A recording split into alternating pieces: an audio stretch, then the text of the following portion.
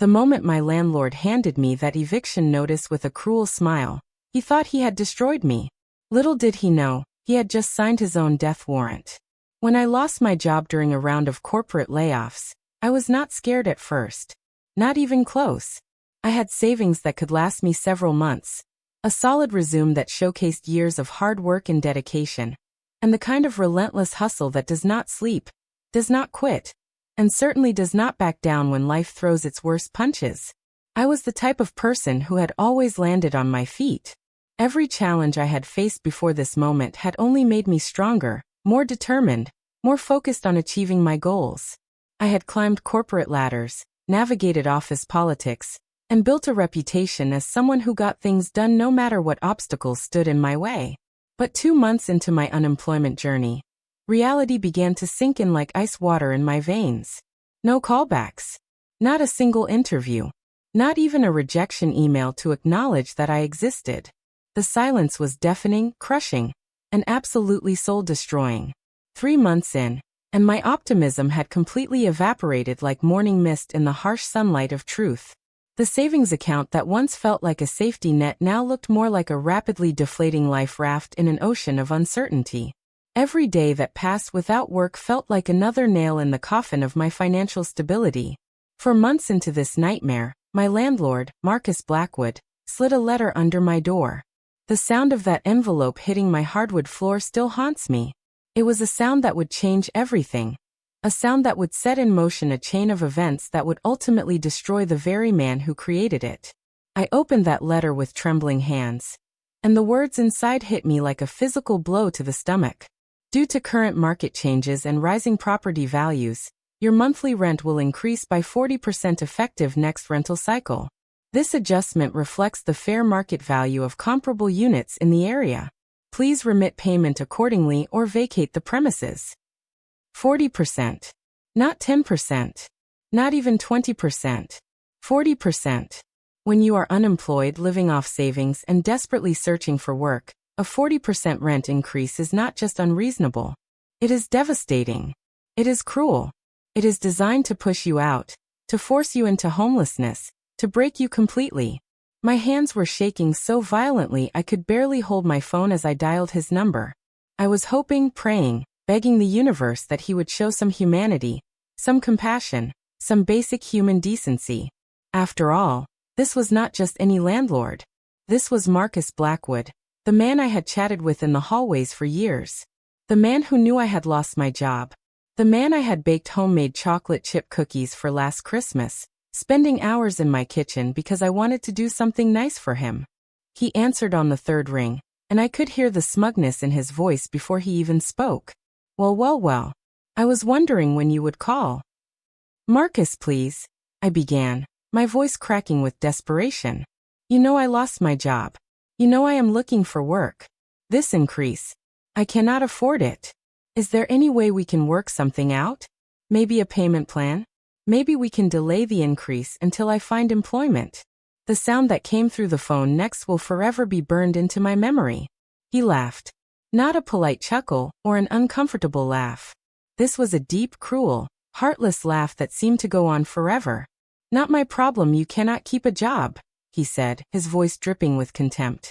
Maybe if you were better at what you did, you would not have gotten laid off in the first place. I have got 10 people ready to take that unit tomorrow. 10 people with jobs, with money, with the ability to pay what the place is actually worth. Each word was like a dagger to my heart. This man who I had treated with kindness and respect was now taking pleasure in my suffering. He was kicking me while I was down, stomping on me when I was already broken. Marcus, please. I tried again, tears streaming down my face.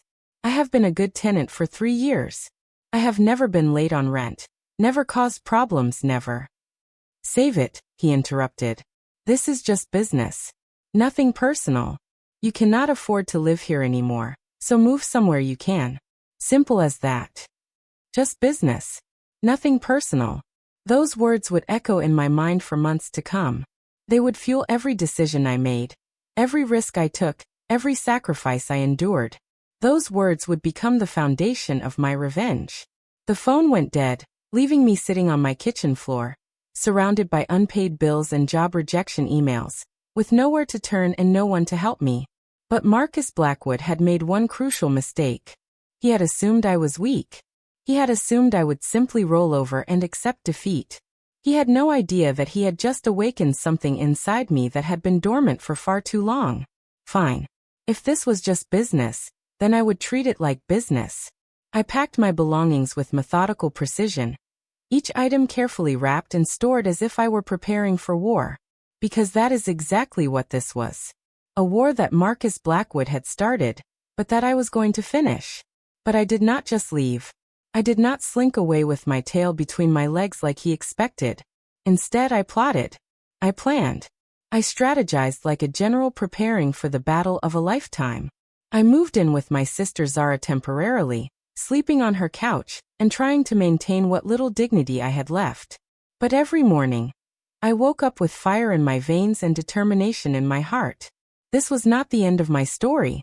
This was barely the beginning. I took the first job I could find, a soul-crushing position at a call center that paid barely above minimum wage. The work was mind-numbing, the customers were often abusive, and the management treated employees like disposable robots. But I needed money, and I needed it fast. Then I took a second job. Weekend shifts at a local restaurant, serving tables and washing dishes until my hands were raw and my feet ached with every step. The customers were demanding, the hours were long, and the pay was terrible. But every dollar I earned was a dollar closer to my goal. Freelance gigs filled my evenings. Writing articles, designing graphics, tutoring students online. Consulting work whenever I could find it. Temporary positions that lasted days or weeks. Driving for rideshare companies during every spare moment I could manage. I stacked every cent like I was building armor, because that is exactly what I was doing. Each dollar was protection against ever feeling powerless again. Each paycheck was ammunition for the war I was planning to wage. Every time I wanted to quit, every time my body screamed for rest, every time my mind begged for mercy, I would replay Marcus Blackwood's voice in my head. It is just business. Not my problem, you cannot keep a job. Those words became my fuel. They burned in my chest like rocket fuel, propelling me forward when exhaustion threatened to defeat me.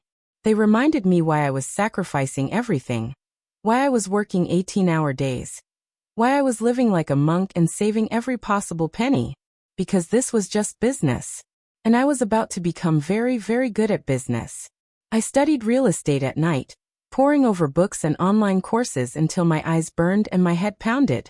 I learned about property values, market trends, investment strategies, and legal regulations. I absorbed information like a sponge, hungry for knowledge that could give me an advantage.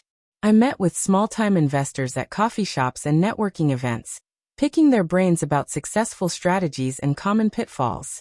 I asked questions, took notes, and built relationships with people who could teach me the secrets of real estate success.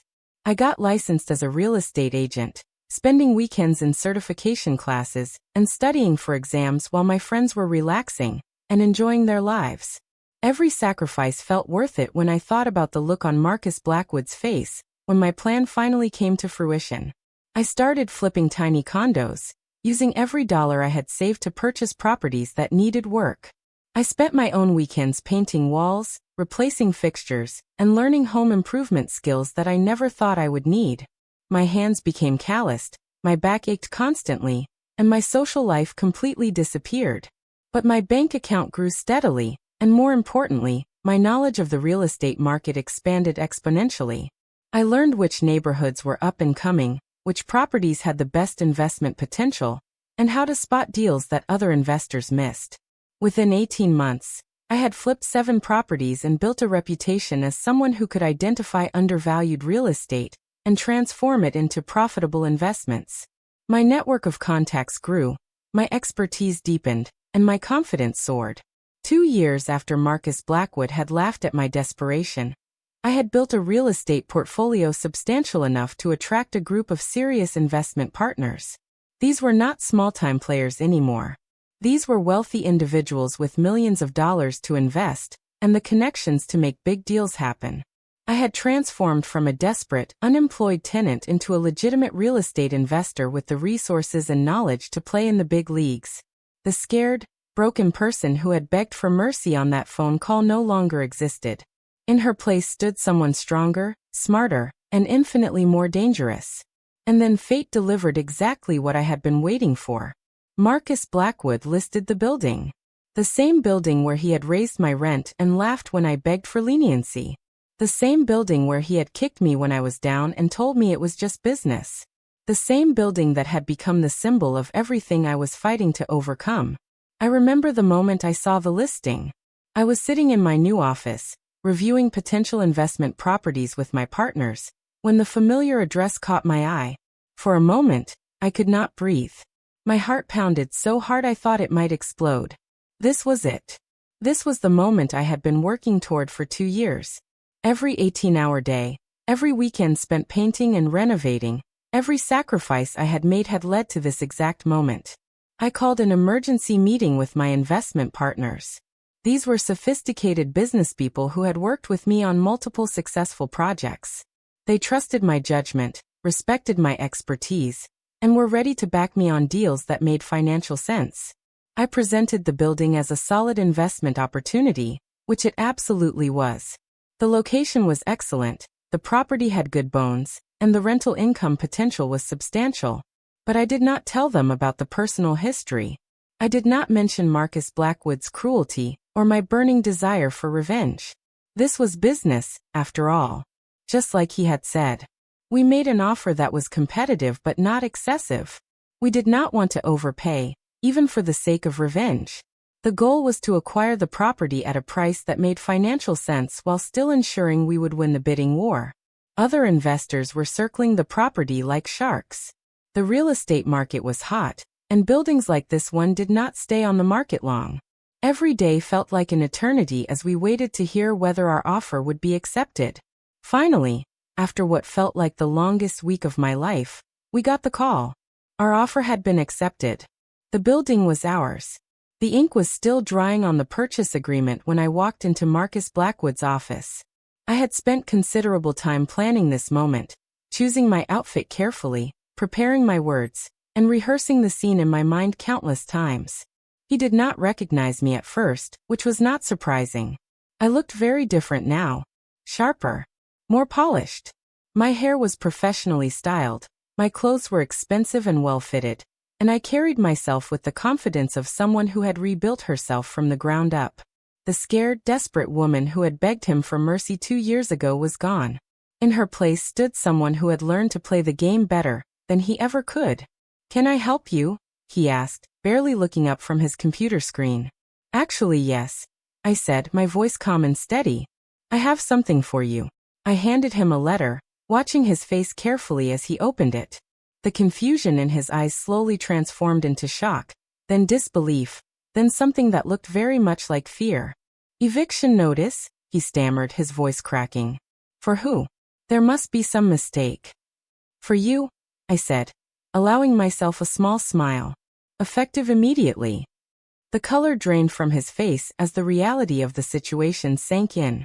But I do not understand. This is my building. I own this building." "No." I corrected him gently. "I own this building. I purchased it yesterday. And as the new owner, I am exercising my right to terminate your lease and reclaim the office space for my own use." His mouth opened and closed like a fish out of water. For a moment he could not form words. The same man who had laughed at my desperation was now experiencing his own version of powerlessness. "You cannot do this," he finally managed to say. "There are laws. There are procedures. You cannot just kick me out." "Actually, I can," I replied, my voice still perfectly calm.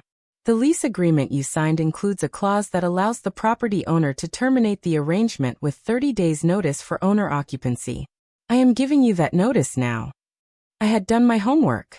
Every legal detail had been researched, every document had been reviewed by lawyers, every step had been planned with precision.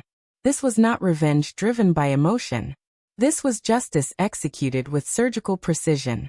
"But where am I supposed to go?" he asked, and for the first time in this conversation, I heard genuine panic in his voice. "Not my problem," I said, echoing his exact words from that phone call 2 years ago. "I am sure someone with your business acumen can figure something out." The irony was delicious. The man who had told me to find somewhere I could afford was now facing the same impossible situation he had forced me into. The man who had said it was just business was now learning what it felt like to be on the receiving end of a purely business decision. "This is about revenge," he said, his voice growing desperate. "You are doing this to get back at me." "This is about real estate," I corrected him. "This is about market forces and business decisions. This is about someone who can afford the space taking it from someone who might not be able to keep up with changing circumstances." Every word I spoke was a mirror of something he had said to me 2 years earlier. Every justification was an echo of his own callous reasoning. He was hearing his own cruelty reflected back at him, and he did not like the sound of it. "I have been a good tenant," he said, and I almost laughed at the desperation in his voice. "I have paid my rent on time. I have taken care of the space. I have never caused any problems." "That may be true," I acknowledged. "But this is just business. Nothing personal." Those words hit him like a physical blow. I could see the recognition in his eyes. The memory of our phone conversation flooding back. He finally understood who I was, and more importantly, what he had created. "You," he whispered, his face going pale. "You are the tenant from 2 years ago. The one who could not pay the rent increase. The one you laughed at." I corrected him. "The one you kicked when she was down. The one you told to find somewhere she could afford." He slumped back in his chair, the fight going out of him as the full magnitude of the situation became clear. "How?" he asked weakly. "How did you do this?" "Hard work," I said simply. "Sacrifice. Determination. And a very clear understanding of what motivates me." I had worked 18-hour days for 2 years straight. I had lived on my sister's couch, eating ramen noodles and generic cereal, saving every possible penny. I had studied real estate law until my eyes bled, networked with investors until my voice was hoarse, and flipped properties until my hands were permanently stained with paint and calloused from labor. I had transformed myself from a victim into a victor, from someone who begged for mercy into someone who controlled the game entirely. "I made you an offer once," I continued. "A very reasonable request for a small amount of compassion during a difficult time. You rejected that offer and chose cruelty instead." His breathing was shallow now, panic setting in as he realized there was no escape from this situation. "What do you want?" he asked. "Money? I can pay you. I can make this worth your while." "I do not want your money," I said, and I meant it completely. "I want justice. I want you to experience exactly what you put me through. I want you to know what it feels like to have your housing security ripped away by someone who has the power to destroy you." He raised my rent when I was unemployed, when I was vulnerable, when I had nowhere else to turn. He laughed at my desperation and told me to find somewhere I could afford. He kicked me when I was down and called it business. So I raised the stakes when I was not vulnerable anymore. I bought the building, acquired the power, and turned the tables completely. And this time, he was the one with nowhere to go. The eviction notice was perfectly legal, thoroughly researched, and absolutely final. Within 30 days, Marcus Blackwood would have to vacate the office space he had occupied for over a decade. He would have to pack up his business, find new premises, and start over somewhere else, just like he had forced me to do. The difference was that when he forced me out, I had no money, no job, and no resources to fall back on. When I forced him out, he still had his business, his income, and his connections. I was not trying to destroy him completely. I was simply showing him what his own medicine tasted like. "Please," he said, his voice barely above a whisper. "I have a business to run. I have employees who depend on me. I have clients who expect to find me here." "Then you should have thought about that before you decided to treat your tenants like disposable income sources," I replied. "You should have considered the consequences of your actions before you chose cruelty over compassion." I stood up to leave, my business here finished. The eviction notice had been delivered, the legal process had been initiated, and justice was finally being served. "Wait," he called out as I reached the door. "Can we make a deal? Can we work something out?" I turned back to face him one last time. "You had your chance to make a deal 2 years ago. You chose to laugh instead." As I walked out of that office, I felt a sense of completion that I had never experienced before. This was not just revenge. This was proof that hard work and determination could overcome any obstacle, no matter how impossible it seemed. The scared, desperate woman who had begged for mercy was gone forever. In her place stood someone who had rebuilt herself from the ground up, someone who had learned to fight back, someone who would never again allow herself to be treated with such cruelty. Marcus Blackwood had taught me that life could be ruthlessly unfair. But he had also inadvertently taught me that I was stronger than I ever imagined, more determined than I ever knew, and capable of achieving things that once seemed impossible. He raised my rent when I was unemployed, thinking he could break me. Instead, he forged me into someone infinitely more powerful than the person I had been before. And now, as he faced his own eviction notice, as he scrambled to find new premises for his business, as he experienced the same panic and desperation he had inflicted on me, I felt nothing but satisfaction. This was justice. This was karma. This was the universe finally balancing the scales. Marcus Blackwood had started this war when he decided to kick a vulnerable person while she was down. But I had finished it by becoming someone who could not be kicked anymore. The building was mine now. The power was mine. The victory was mine. And Marcus Blackwood? He was learning what it felt like to be on the wrong end of just business. Sometimes the best revenge is not getting mad. It is getting even. It is working harder than you ever thought possible, becoming stronger than you ever imagined you could be, and then using that strength to show your oppressor exactly what their cruelty cost them. I had spent 2 years building the weapons I needed to fight this war. Now finally I had won. If this story of determination, justice, and ultimate victory inspired you, please subscribe to our channel for more incredible true stories of people who refused to give up when life tried to break them. Your support helps us continue sharing these powerful tales of human resilience and triumph. Hit that subscribe button and join our community of survivors who know that sometimes the best revenge is simply refusing to stay down.